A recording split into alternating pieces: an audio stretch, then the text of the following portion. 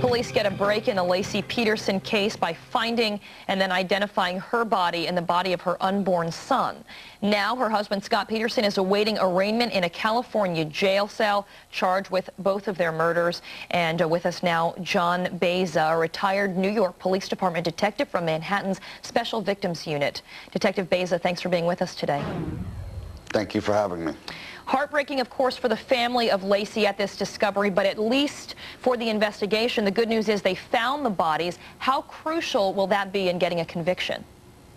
Well, it could be very crucial, especially if they can compare evidence found on the bodies or from the bodies to evidence that they recovered from the Peterson home and the warehouse, as well as several items that they may have recovered at the scene there. I think there was a tarp and some sort of cement blocks or some sort of cement, so that may be very important. Tell us a little bit more about that. We did hear that they possibly recovered a tarp, and then there was some talk of something used to possibly try to weigh down the bodies. How will they be able to link that, though, to Scott Peterson in building this case? Well, it all depends on, they may not be able to, but they also may be able to do that with the cement if there are certain particles found in that cement that were found in the Peterson home or came from that home. That could be important. We saw that in the Bernardo case, which happened in Canada. They were able to track down cement and evidence from cement. But evidence from the bodies, right now we don't know exactly what the medical examiner has found on these bodies, but certainly the finding of these bodies is going to help this case a great deal. But when you're looking at 4 months underwater, as a detective, isn't that one of the worst possible scenarios for where you find a victim underwater, submerged for months? Yes, it is. But you also have to remember that if in fact the body was disarticulated or dismembered, we also may find implements that were used to do this, or to perform this act in the Peterson home. We may not, but they may have found those items already and have them. And I fully expect that they have more evidence that will come out as this the trial or hearing proceeds. Is it your feeling that they must have found something else significant, or something that possibly links Scott Peterson to this in the home or on the laptop seized, perhaps in the vehicles, totally separate from happening to find the bodies wash up in the marina?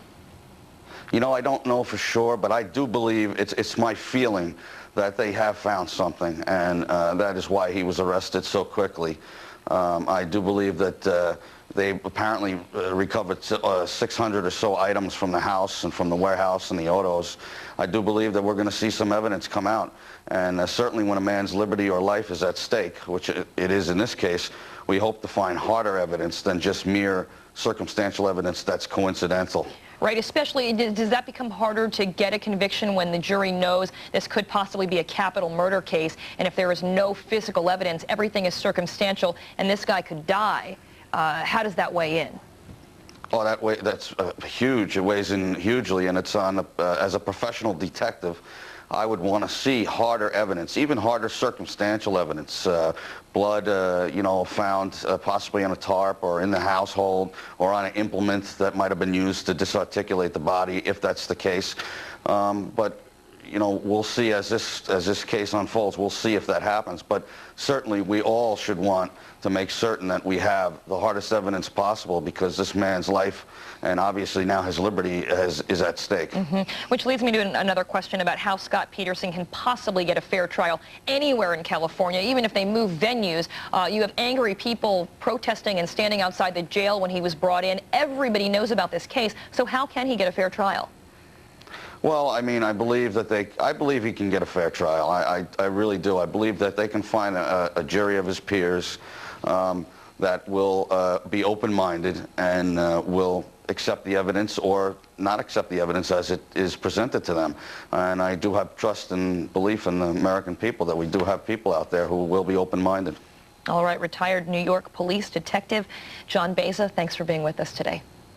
Thank you.